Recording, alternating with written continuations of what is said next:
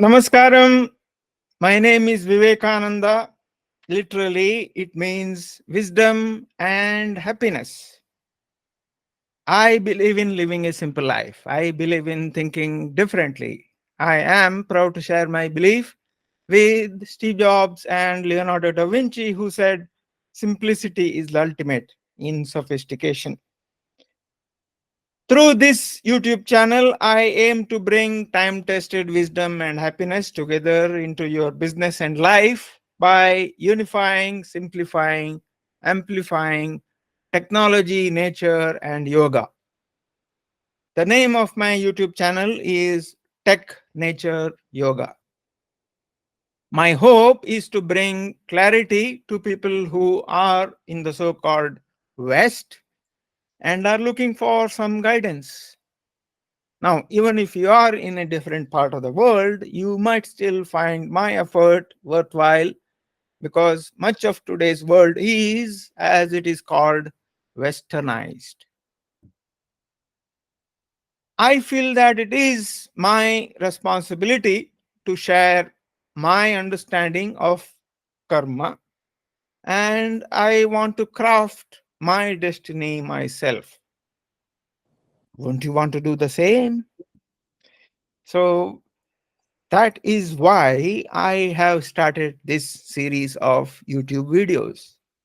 I want to understand the concept of karma properly and share it with as many people as possible. And I find it particularly important because of the worldwide situation that we are living in. I hope to be useful in some way. My aim here is to facilitate discussion so that we all gain deeper understanding.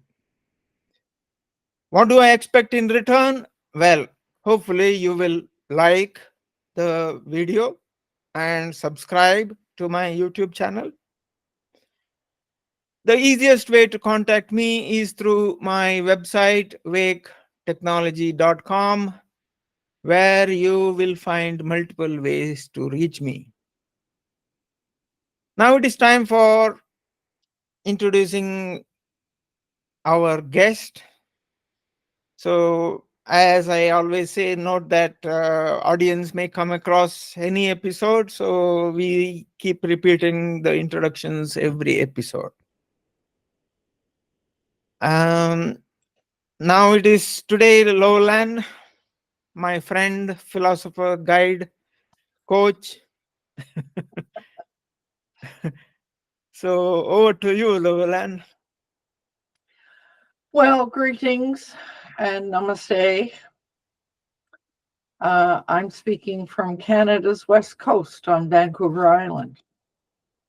And I came to this group because I'm inspired by Sadhguru's approach and because Vivek and I have mutually supported one another for quite a few years.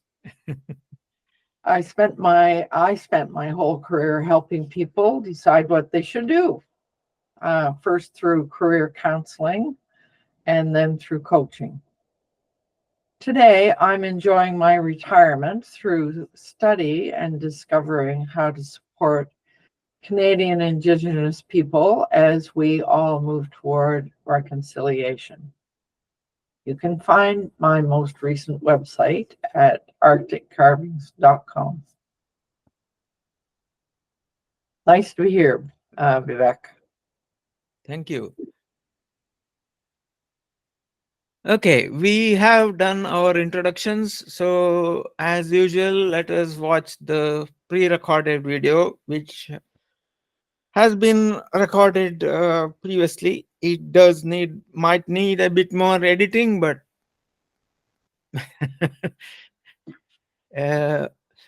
I video record my presentation in advance because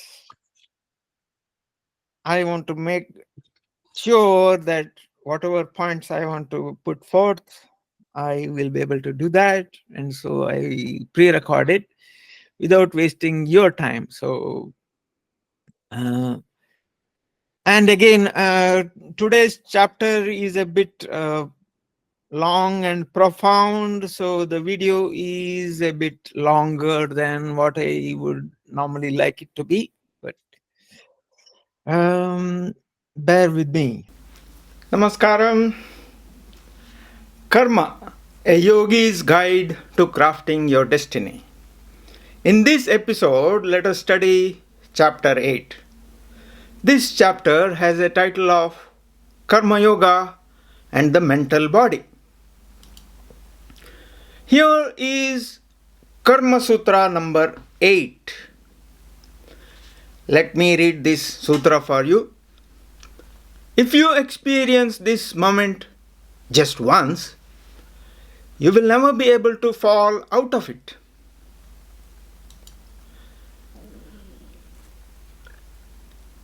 The first section of the chapter 8 is titled Plunging into the Present. In the modern world ruled by the intellect, the mind is far more dominant than ever before. The body is no longer the most powerful presence in our lives. In an age of virtual reality where lives can be lived out almost entirely in cyberspace, people are sometimes barely aware that they own a body.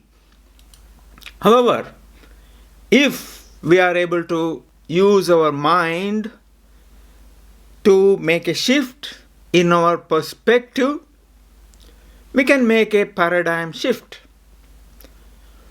One that can create the right ambience for the deeper journey toward liberation. This is best transmitted during a live program in a controlled atmosphere. But even in a book, a significant shift can occur if the reader is willing and in the right state of openness. What follows is an invitation to a living wisdom, an invitation to shed vast volumes of karmic baggage so we can become receptive to grace. Okay, here's my comment. This is not from the book. But what I have stated so far is from the book. I think Sadhguru is talking about the inner engineering program here, which myself and millions of others have also undergone, and as far as I can understand, many of these concepts were taught to us during the inner engineering program. My entire life has undergone a transformation. So I am very grateful for that. There is also a book with that title, which is the first book which became a bestseller by Sadhguru. But I must point out that reading that book alone will not be good enough. It is best to undergo the program yourself rather than just read about it or just study the book. To take a day-to-day life analogy, you can't learn swimming by reading a book. You have to get into the water. Coming back to the Karma book and chapter 8. Now, human beings, as we all know, experience time as 3 different dimensions: past, present, and future. Our lives and our languages are structured around this. But look at this afresh. In actual fact, all that you call your past exists only as memory. Do you see this?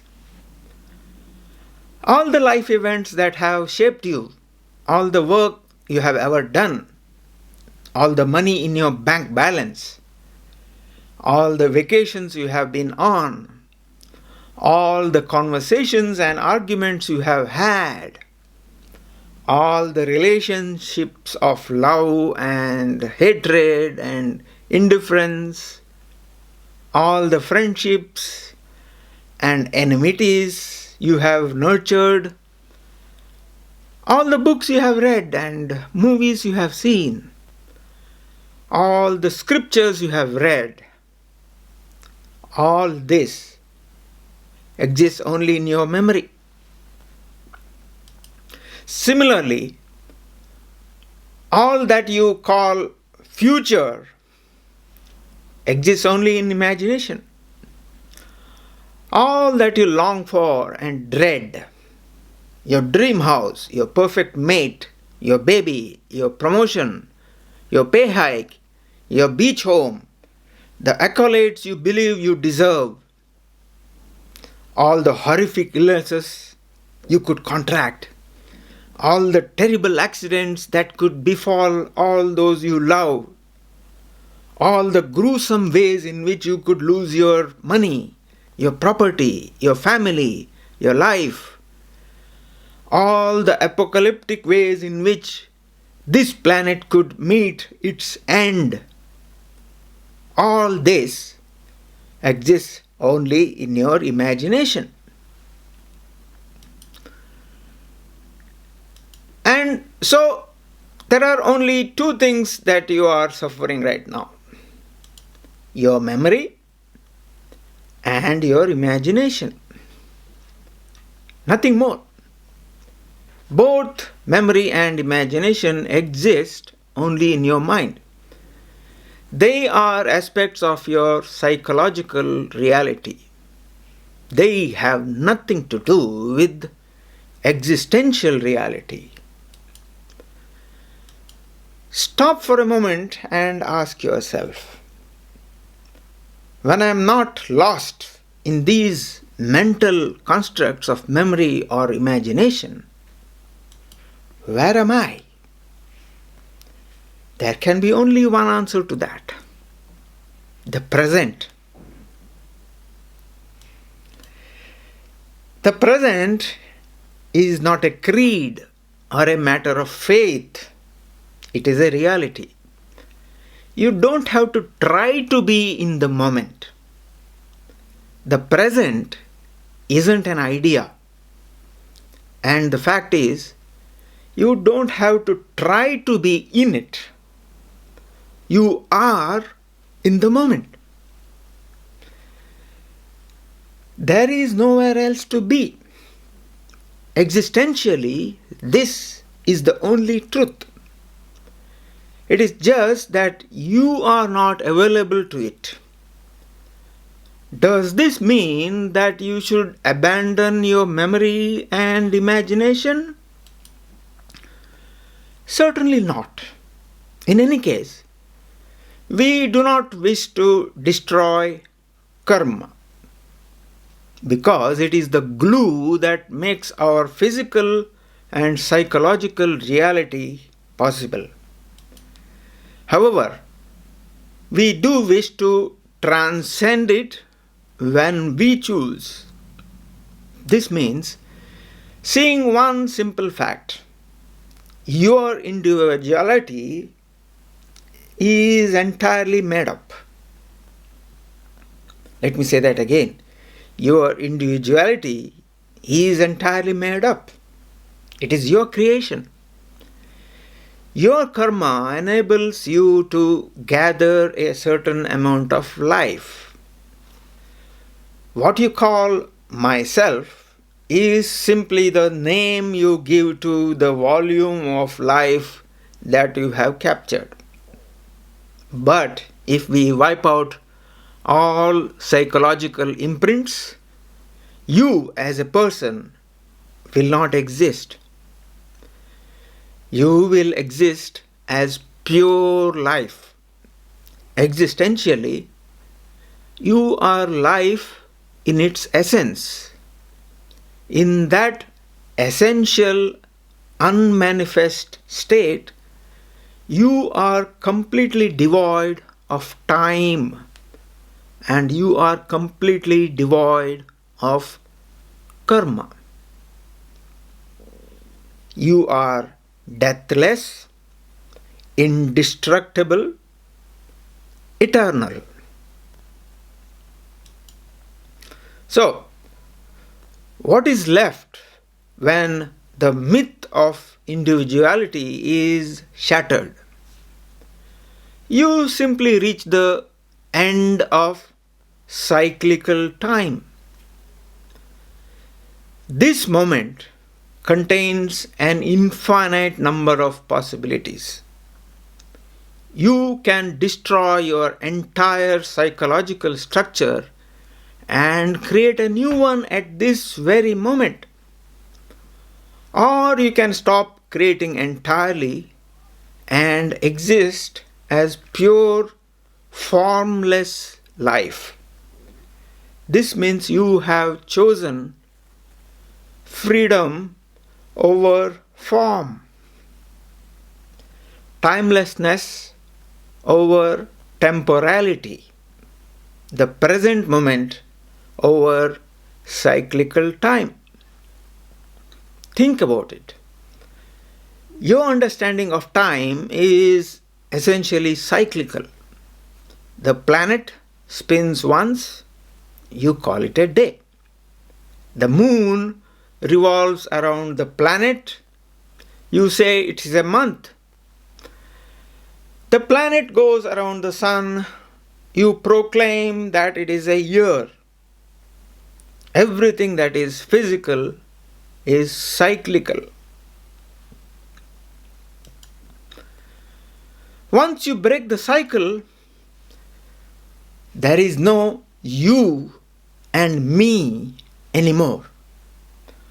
For individuality exists only in time and space. Once we cross the boundaries of time and space, of memory and imagination, there is no us and them. There is no here and there.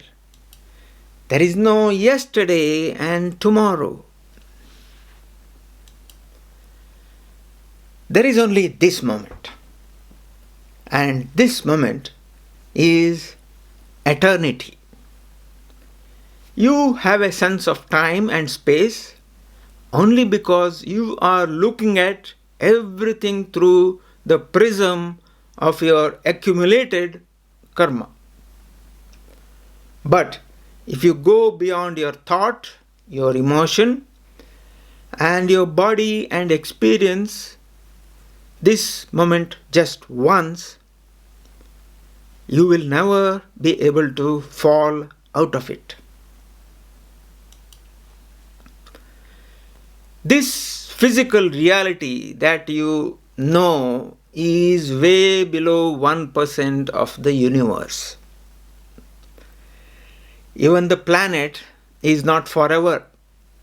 It is an inconsequential ball of mud in the larger scheme of things. You are a super minuscule speck on that. You forget that and pretend that you can create an entire universe based on the little data you have gathered. You then see yourself as an individual in opposition to the world. You see the larger universe is trying to crush you, but it is only trying to crush something that doesn't exist. Creation is simply reminding you that you are taking the virtual to be real. It is the magnanimity of creation that allows you an experience of individuality, even though you actually have nothing that you can call your own.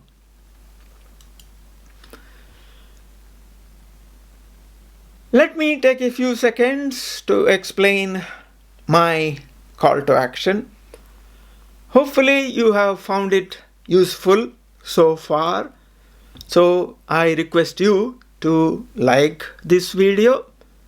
Please subscribe to my channel at Tech Nature Yoga and hit the bell icon so that you can customize the notifications you get when I upload a new video.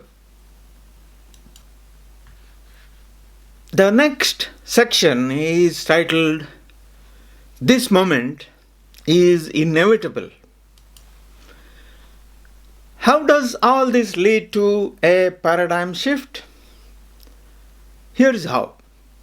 As we have seen, this moment is all there is. Accepting this is not a formula. It is not a theory. It means seeing reality just the way it is. It means aligning yourself with the way things are, not the way you think they should be. Once you accept that this moment is all there is, you see that this moment is inevitable. It cannot be any other way. Don't try to make knowledge out of it. Don't philosophize. Don't say, yes, all moments are inevitable. That is not what Sadhguru is saying. All moments are not inevitable. Only this moment is inevitable. Do you see the difference?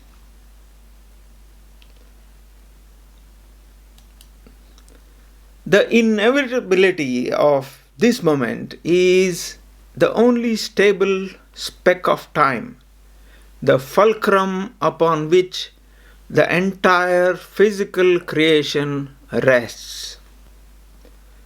If you are conscious, there is only one place in which you can be: now.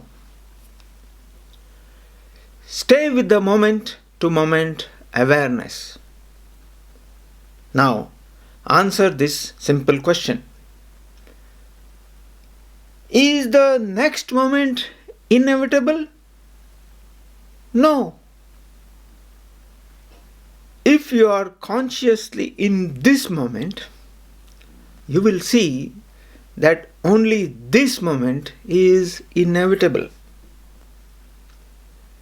The next moment, it's a million possibilities. If you are aware, you become a positive, dynamic acceptance of this moment. Happiness that one strives for is a natural ambience that you will live in.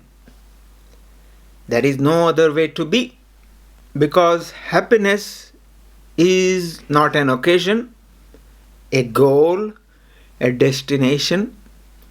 Happiness is just your constant state of existence. And this is the end of suffering.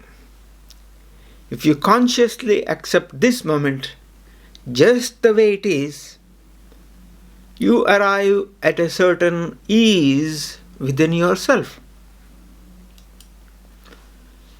If your acceptance is total, you can experience the whole existence as part of yourself. Can existence really become a part of you? Now, that seems logically impossible.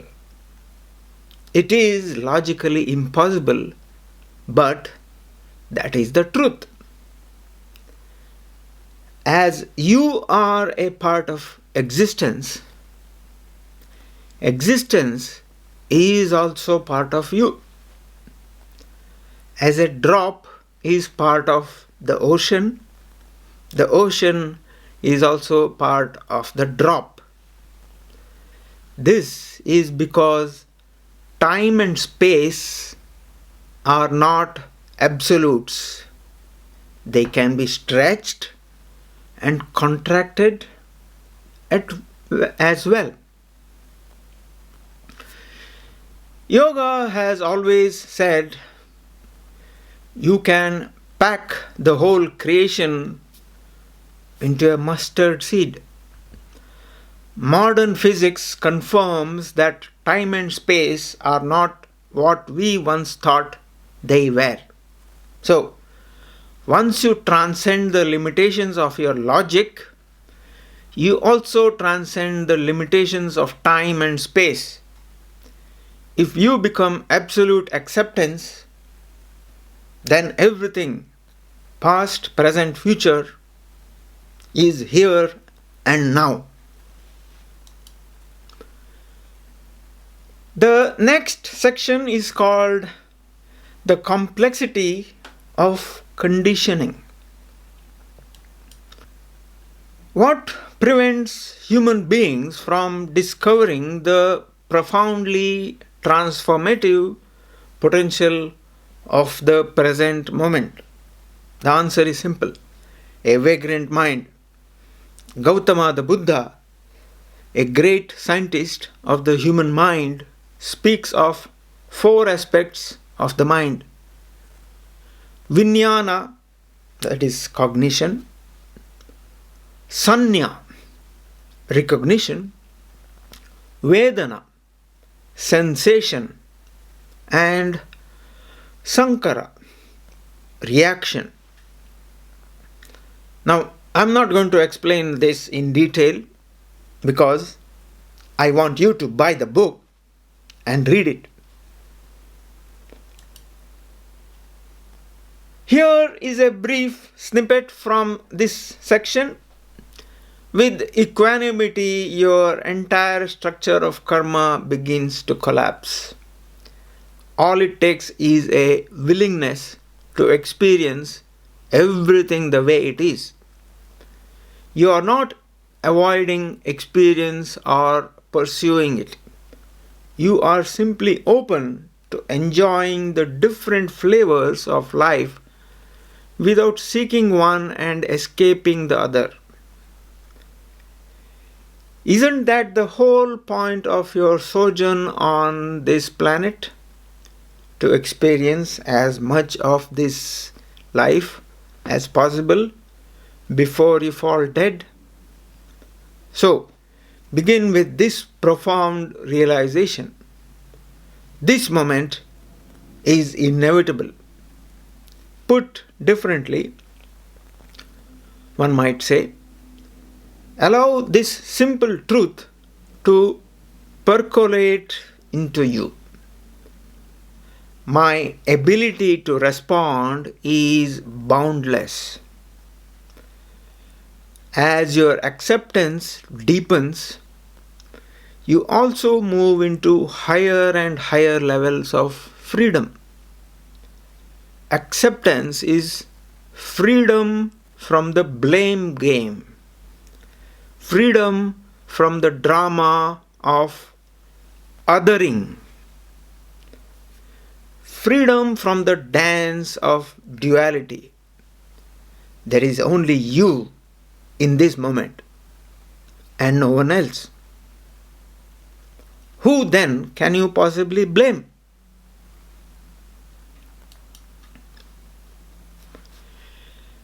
Allow me to take a few seconds for a call of action again. I hope you have found it useful so far, so I request you to like this video.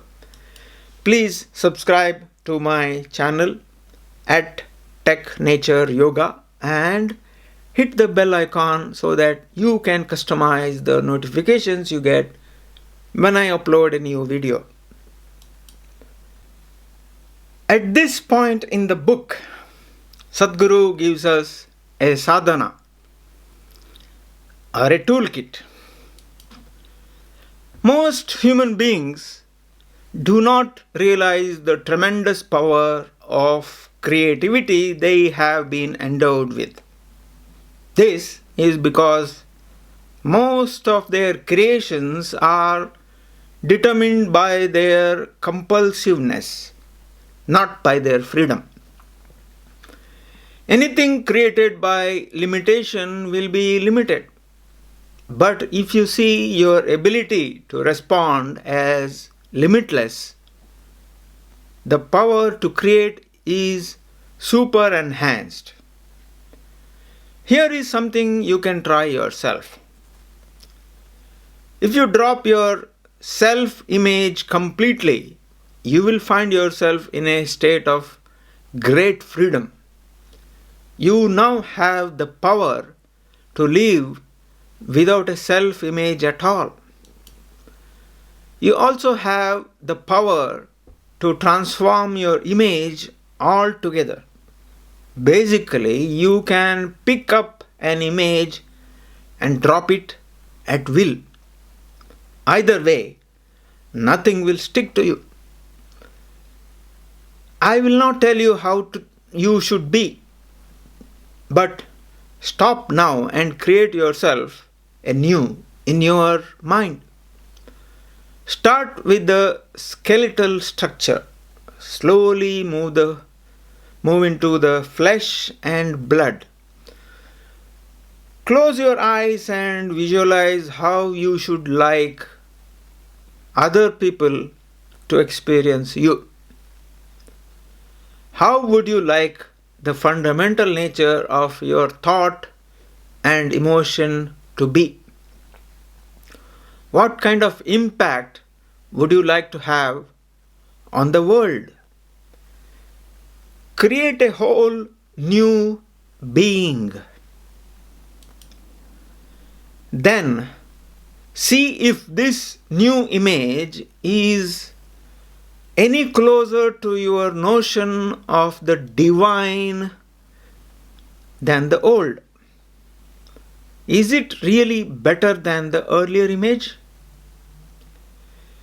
Examine it in great detail. Is this new image more capable, more human, more loving, more blissful? Visualize this new image as powerfully as you can. Make it come alive within you. If your thought is powerful enough, if your visualization is powerful enough, it can even break through the bonds of karma. Here is an opportunity to transcend all your limitations of thought, emotion, and action. Here is an opportunity to consciously craft yourself to become the creation you want to be. The next section is titled Creating Distance from the Karmic Structure. The primary aim of meditation is to create a certain distance between you and your physical, mental, and energy bodies. Your mental body is a major manufacturing unit of karma. If you see that your mind is the principal source of karma, you are on the right path. Once there is a distance between you and the mind, there is a distance from the past.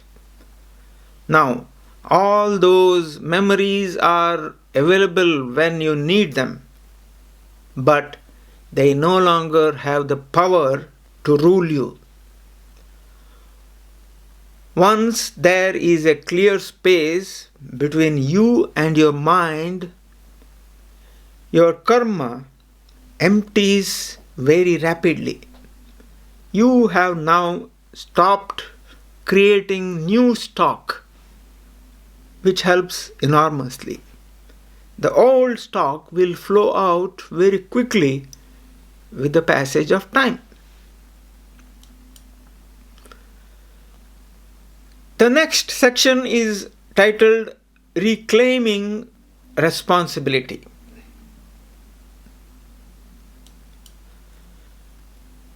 It happened. On a certain day, Shankaran Pillai went to the bar. He settled down at the bar counter. "See, I need a drink, but I don't have any money on me right now," he told the bartender. "Please leave," said the bartender immediately. "We don't entertain such people here." Shankaran Pillai was unfazed. "Wait a moment, I can show you something.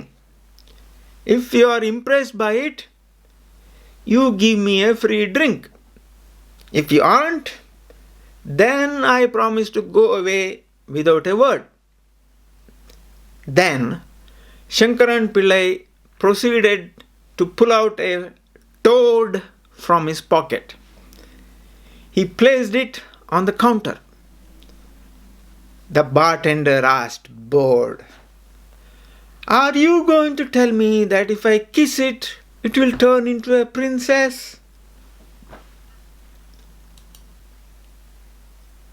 "No, no," Shankaran Pillai assured him. "Just wait." And he pulled out a hamster from another pocket. "This hamster," he announced, "can recite chapters from the Bible for you." "Ha!" the bartender scoffed. "Don't bullshit me, man." "Just listen," Shankaran Pillai said, and the hamster promptly recited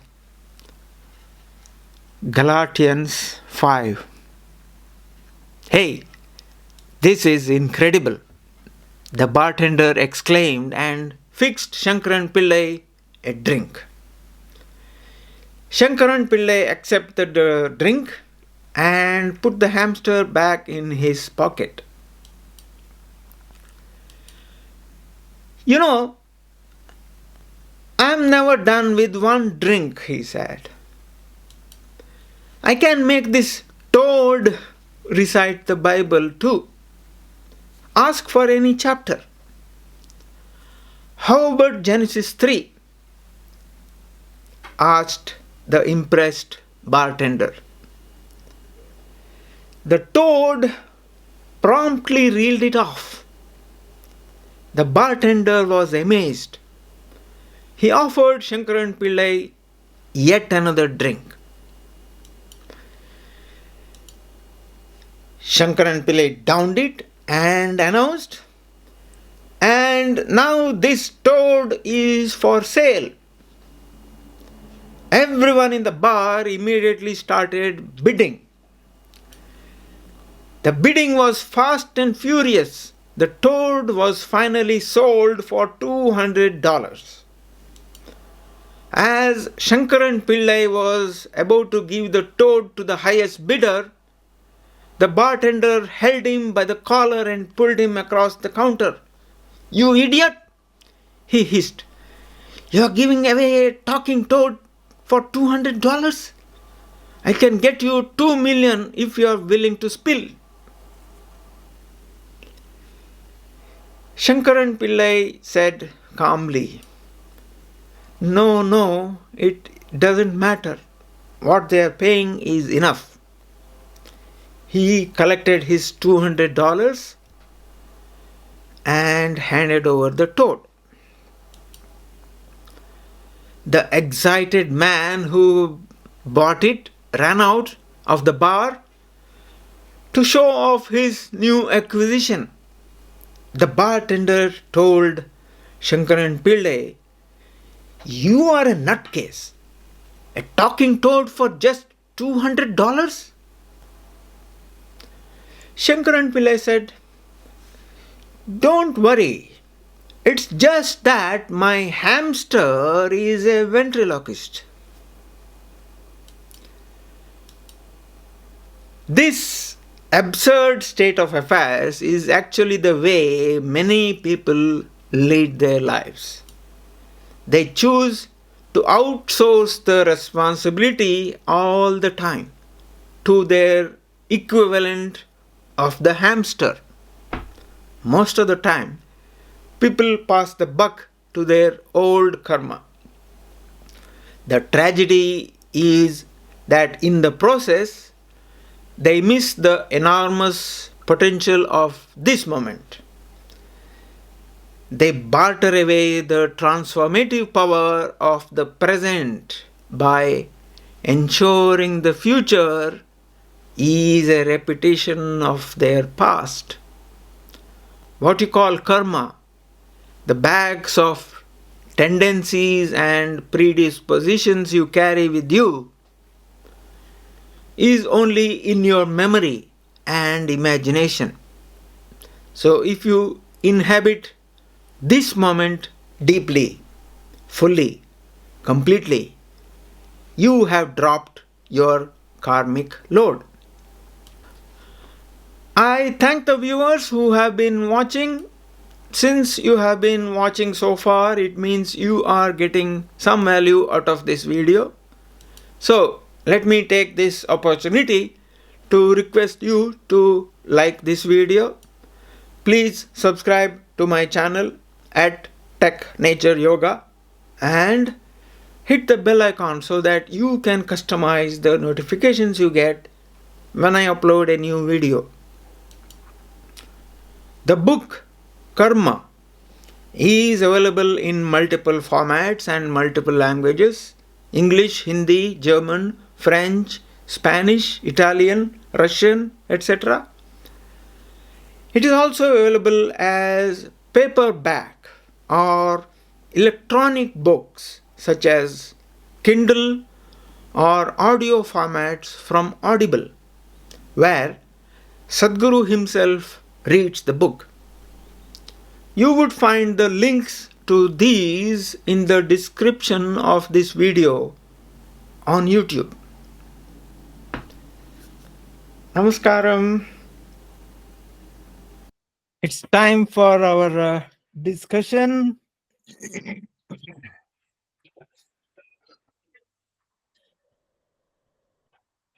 What do you think, Lowland? Well, I appreciate that view of the past, present, and future. That everything in the past is just nothing but memory, and the future is imagination. That makes a whole lot of sense to me. So being in the moment sometimes is very, very difficult to be. And I think that meditation, for example, is an exercise to help one be in the moment, and so forth. So I get that. I think it's quite interesting. I was interested to hear the definition of happiness, just being in the moment, being able to be in the moment, the present moment. Yeah, that's kind of not the definition of happiness that I've heard and read many times. Yeah. So, but something really jumped out for me about from this whole thing about being in the past, present, and future, and it has to do with the fact that I've had a guest visiting, and this guest, her husband passed away not all that long ago, and they had a long and very satisfying life in many ways. And as it turns out, this friend that is visiting has been through something similar to even my walking partner. So I have two friends that have been through the death of a spouse. Oh. in various ways. But the conversation with my house guest this week was really quite interesting because she talked about a lot about the whole grieving process. Mm-hmm. And so the grieving process, in the moment, I mean, if you're in the moment, you're in pain, a great deal of pain over a loss. Mm-hmm. Um, and according to my friend, she waited for a while, but she became aware that she needed some psychological help with grieving. No. Mm-hmm. And what came up during the psychological discussion was, I mean, the blame game came up totally. Oh.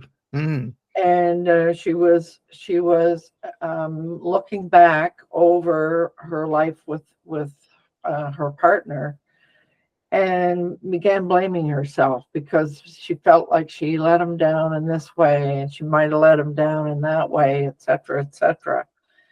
And so and there were some things about her own very, very early life before she ever met him Mm-hmm. that came up that she did not know were there. Mm. And as she began to what those really early things, as they began to come up, then she began to understand herself. Mm.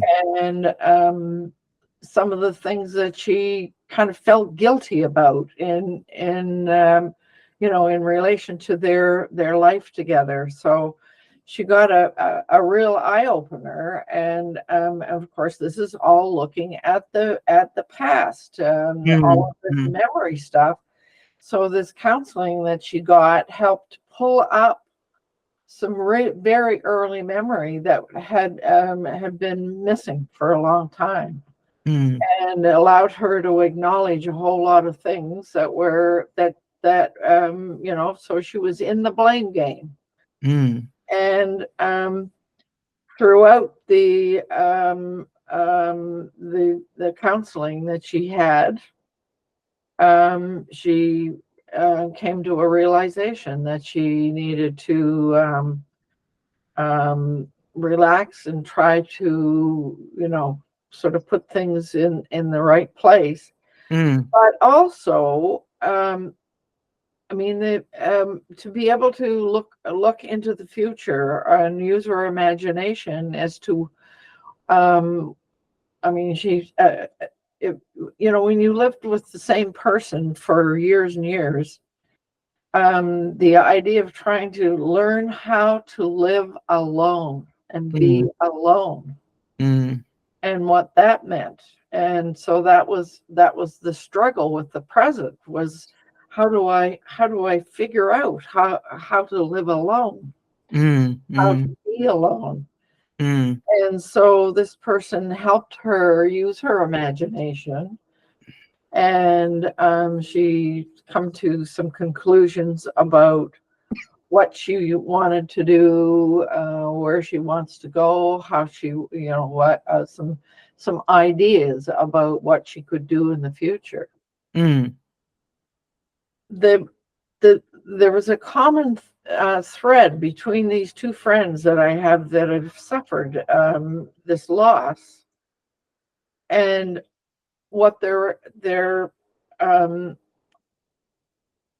it seems as though in order to deal with the present, they have both become very focused on connecting with their grandchildren, Mm.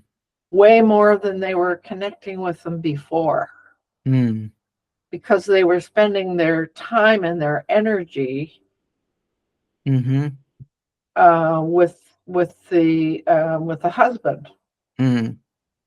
And so what they both have done is moved their focus away from that, toward being there for their grandchildren and being with them and enjoying them in the moment. Because children, especially my house guest, she has some great grandchildren that are toddlers. Like and when you look at toddlers, they are totally in the moment, whatever is going on right this very moment. Yeah. And so she was gaining a great deal of peace from being with those great grandchildren and grandchildren. So it seemed as though she was moving toward being able to be in the moment. And right this moment. I mean, it was very interesting to me after all the conversations that she and I had, and my hearing about her process. Because we've known each other for a long time, she told me a lot in a great deal of detail. But it struck me that whole process that she went through was covered by this whole series of items that part of karma. It was just fascinating. Yeah. One observation is actually, Sadhguru actually says that it's just your friend is only realizing that she is living in the moment. Yeah. That's what Sadhguru says. Sadhguru says that you can't be in any other moment. That's right. Yeah. So but the realization, I mean, it was almost like an experiential realization for her, that being in the moment with those grandchildren and great grandchildren was the right place to be. Yeah, it's a as per, I mean, what I have understood, what Sadhguru says, it's a realization. It's not you were living somewhere else and now you are living in the moment. No, you were living in the moment, but you didn't realize it. And now your friend is beginning to realize that. Yeah. But she was spending a bit of time focusing on the future as well. And she's had a number of ideas of things that she needs to do. One realization that she became aware of was that in order for her to be able to move forward comfortably, moment by moment, that she needed to expand her and extend her participation, maybe in a group of people who that they have something in common. And she recognized that was maybe something she needed to do, but she's still kind of wrestling with what that might be, and just looking at it and so forth. And I wasn't aware. Also, I wasn't aware that the reason she was coming to, she lives in Alberta, and she was coming to BC to do some visiting, and she connected up with. She came and stayed with me, but she also connected up with some old friends and some relatives and so forth. I won't go into all the details about that. But I became very conscious that um, because she and our husbands were in law school together years Mm, ago. That's how we got to know each other, and that's how we, raised children, and we visited over the years and so forth. And it was her sort of connecting with the past, mm, and but as we were chatting, and I mean, I did a lot of listening while she was here, but I think she really needed that. I mm, think I think sometimes when you've got, and it wasn't a blame game in that case. It was just, um, when people are experiencing a lot of pain, sometimes in the moment they need to hear themselves verbalize out loud mm, what's been going on inside and churning around inside. And I think that's why she needed to connect with me right at this period of time, because she knew she could verbalize all of this stuff. And so, yeah, I mean, it's I think I hadn't thought about it from this perspective, and it was mm, this process that was outlined in the presentation that made me realize, think about more about what was happening, or what is happening for her. mm, But I think I want to try to explore my own thinking about all this. Um, how does one deal with pain in the present, and mm, still be in the present? Because mm, sometimes we, as it happened to her, she needed to go into the past to pull some things out, to reconcile those, in order to be able to move into and really be in the moment and in the present. mm. That was, I mean, dealing with pain is, yeah, it's an interesting concept. It's a good Yeah, it's a good thing she found the right person to get the grief counseling that she needed. mm. Yeah, but I think it's also the process of um, disentangling from the past. yeah. Um, so until you are able to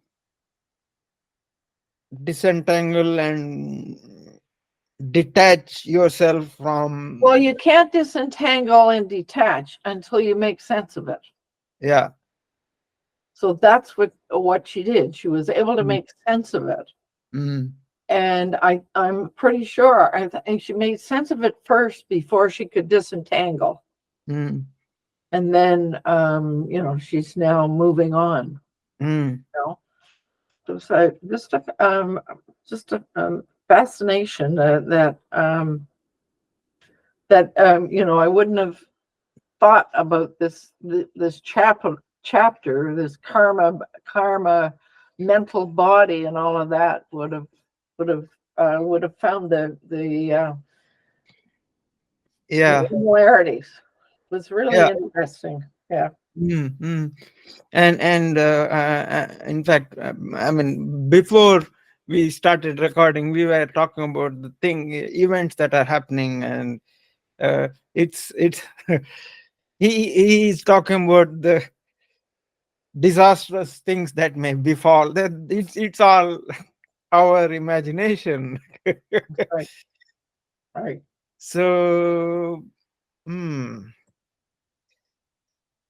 for me, I'm thinking probably we don't need to think in disastrous terms, and probably we don't need to, because if we do, then we will not be living the In the present. Well, but I think that situation that we talked about, somebody talked, for me, it makes me fear the future. Mm. And or the implications of certain things makes me feel fear of the future. And that doesn't make sense. Because the future, I mean, there could be many different futures. Yeah. So the only place a person needs to be is right now, right? And dealing with what is happening, where am I and where are we right now? Mm. Yeah. And Sadhguru did talk about the self image one has, and if you uh, detach yourself from that image that you have, or you even get rid of it and live as a pure being, pure life, Mm-hmm. which will allow you to create a image as you want it to be. That sadhana he was talking about, where you could create your own image and see if it is any closer to the divine that you think of.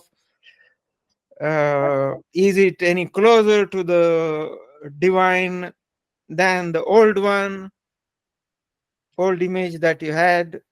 Now, if you are closer, then you're probably on the right track. So, Well, and I mean, this self-image thing is my friend was going through that as well, mm, because she was struggling at first with the idea of because she was always part of a couple, mm, and all of their friends and their socializing and everything was as a couple. mm, And so she's no longer a couple. And mm, how do I deal with the my self-image as an individual? And mm, how do I deal with that? mm, And you know, so that self-image thing is a struggle as well. mm, But she was beginning to make sense out of that as well, by thinking, well, if I did this, maybe that would might be the the reality that I create for myself. mm, So yeah, I mean, it was just very interesting how all this fit together with that that whole grieving process that both mm, of my friends are going through. mm. Yeah, interesting. Wow. By the way, I am on something just popped up recently. The Sadhguru's group, they're advertising an inner engineering program in Toronto. Uh-huh. They're going to do one in Canada, but Oh.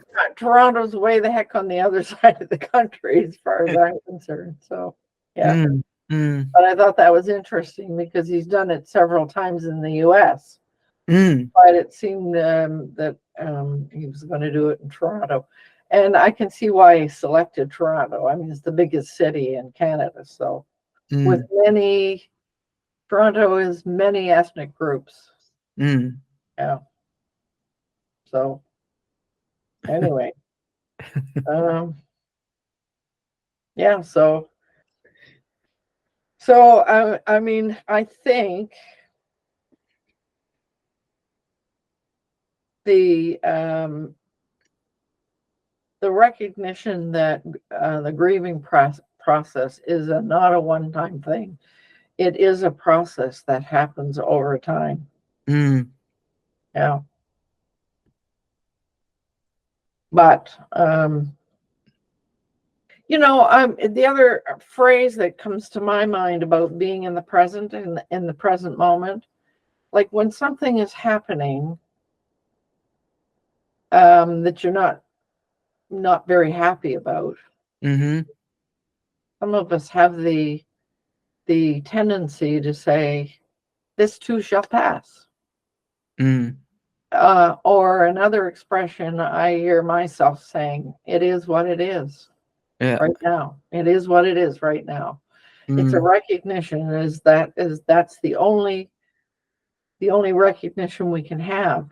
Yeah. I mean, if you start looking in the past, you could fall into the blame game. Yeah, or you could. And if all you're doing is focusing on the future, then I mean, there's so many futures that, I mean, what there's going to be, there the possibilities of many things. And why would you try to deal with something that hasn't happened yet? Yeah. And I mean, you can't control and we don't have control over the future. We have the ability to make choices as we go along that sort of make certain things occur in the future. So we have choices, but in many cases the choice is ours, and as things progress. Yeah. So it's really only the present moment that really we have any control over. Yeah. So, yeah, interesting. Okay, I'm looking at the time. 1:30. Yeah, we have gone past our. Yeah. Okay. So I would say it's time to wrap up today's episode. And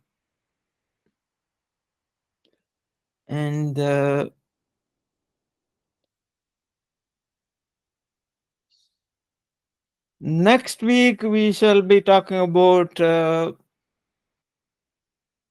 Karma Yoga and the energy body. This is the last chapter of part 2. So this is an interesting chapter, going to be an interesting chapter, because Sadhguru himself says that he mainly can work in this energy body sphere. So it's that's what he says himself. So yeah, it will be an interesting chapter. So okay, so I'll try to cover as much as possible next week, and hopefully we'll be able to cover it in 1 week. But never know. Okay, so until next week, namaskaram to all my relations. Namaskaram to all my relations.